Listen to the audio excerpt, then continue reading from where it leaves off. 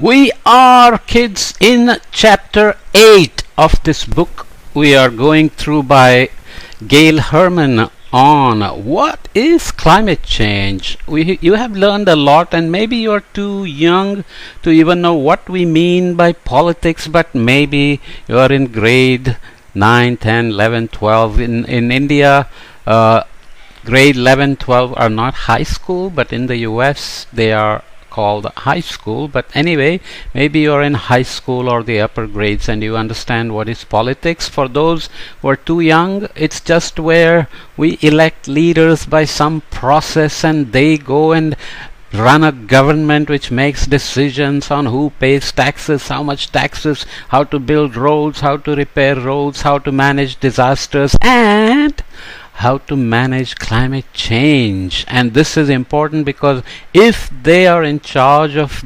discussing and helping people and helping the country with climate change, let's say I'm sitting here in India and Delhi is having record-breaking heat waves, who is responsible to worry about this? Not just on a day-to-day basis.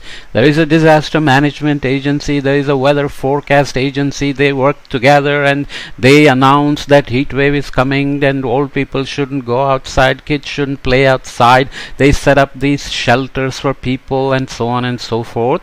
That's a very near time day-to-day decision. But the government also has to worry about what is going to happen in the next 10 years. Are we going to get such heat waves every year? Is it only going to be over Delhi? Is it going to be in other parts of the country as well?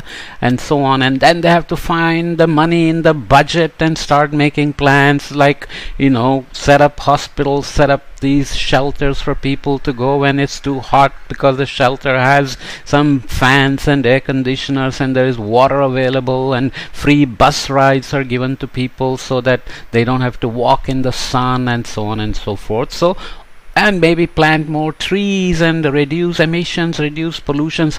All kinds of decisions have to be made, and these decisions are typically made by people in the government, and that's what you can imagine right now as politics, in case you don't know.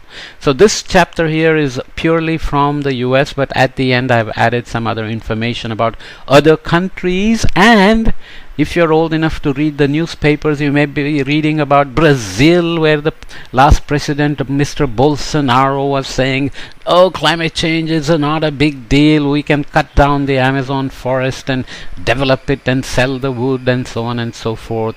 And there are, US is getting maybe a president in November that may be also saying climate change is not so important and so on. So 50 years ago in the United States, protecting the environment and preventing dangerous climate change was an issue.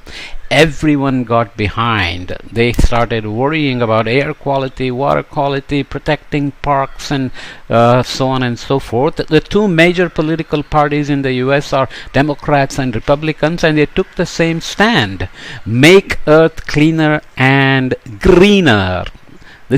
You can think of these as good old days when politicians worked together even if they were in the opposing parties. But things have changed now, not only in the US but in many places. So in 1965, President Lyndon Baines Johnson announced, this generation has altered the composition of the atmosphere on a global scale through a steady increase in carbon dioxide from burning fossil fuels. And we already learned about this, and it's always nice when a president of the richest country in the world also agrees on this, and this was back in 1965. But what has US done since? That's where the politics comes in, because Lyndon Baines Johnson belonged to one party and maybe they were more progressive at one point and they worried about the environment and not just winning elections, and people also agreed on these things. And if people agree, then you may win the elections. If you say climate change is important and the people don't agree, then they may not vote for you. So politics is always complicated. So that was Lyndon Baines Johnson here, man from Texas. You may know some history of what happened when John F. Kennedy Jr. Got assassinated, and he became this Johnson became the president, and so on. Next came Richard Nixon. Lyndon Johnson was a Democrat, so that's one party. The next president, Richard Nixon, was a Republican, which is another party. This country, US, unlike, let's say, India or many other countries, has only two parties. Sometimes there's a third party and the independent candidates and so on. And during Nixon's presidency in 1970, Earth Day was established, a day to focus on protecting the planet. That same year, the US government created the Environmental Protection Agency, or the EPA as it is known fondly, to help protect human health and the environment. The Clean Air Act of 1970 was passed to control emissions and help air quality because pollution was increasing in many places. Only one member of the Congress voted against the Clean Air Act of 1970, which right now looks amazing, sounds amazing, and sounds like a utopian world back in 1970, because right now there is lots of controversy in the US between the two parties about who is responsible for climate change and whether it's real and what the US should be doing about it, what the government should be doing about it. And sadly, what people want and what the politicians do need not be the same. Why? Because there are rich companies like the oil companies which may pay the parties and say, please do not pass strict laws that will prevent us from burning fossil fuels. This is also politics. So it's not just that you vote and your vote matters and the leader will listen to you and then do the right thing that you want, and so on and so forth. There are many complicated equations involved. So here are some people celebrating or protesting here. Every day is Earth Day. Why celebrate only once a year? Earth Day always. Save the planet. And Earth Day every day. Don't litter, and so on. So if you are somebody who worries about the environment and goes and stands with posters on the road and so on, you may be something called an intrinsic personality. I don't want to get complicated, but naturally when we are born we have certain types of personalities. Some people like to worry about the environment and fight for causes and so on, and some people might say, I don't care, I just want to study hard and become rich, and so on and so forth. I want to become famous and I want to get into politics and become powerful, and so on and so forth. So you have to think for yourself, what is your natural tendency? And if you get educated and become aware of climate change, will you become someone who says we must worry about climate change, or will you say, I don't care, it's not that important for me, and so on? Okay, so we'll come back and read a little bit more about the EPA of the US, but you get the idea. I'm not here to influence you saying politics is bad and politics is good. And people, if you ask your parents and your friends or brother, sister, they may say, yeah, politicians lie all the time.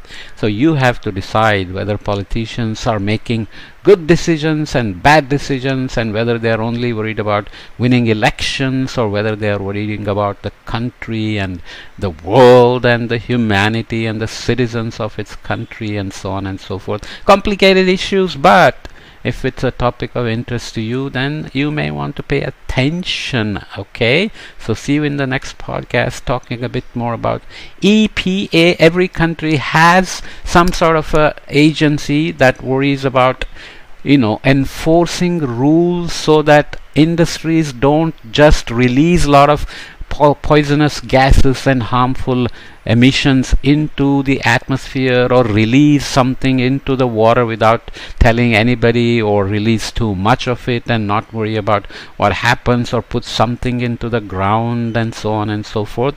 So environmental regulations and environmental regulation agencies are there in most countries. What is tricky is whether those rules are being enforced, which means is there a workforce under the agency which goes around and monitoring water and air and soil and so on to see who is doing something bad to the water or air or soil, and whether they have the authority to fine and penalize the companies or industries or people who are doing bad things to the environment. So EPA is not unique. Just because Gail Herman is from the US, she's using this example. So if you are from another country, go and search for the environmental agency in your country and whether it has an office in your town or village, and if there is a person who is going around and monitoring air and water and soil and so on, and if some news is being made about telling people the water is polluted, don't drink it, the air is polluted, be careful, and so on and so forth. Okay, so these are all important if you want to pay attention, and you should, right? Okay, see you in the next podcast.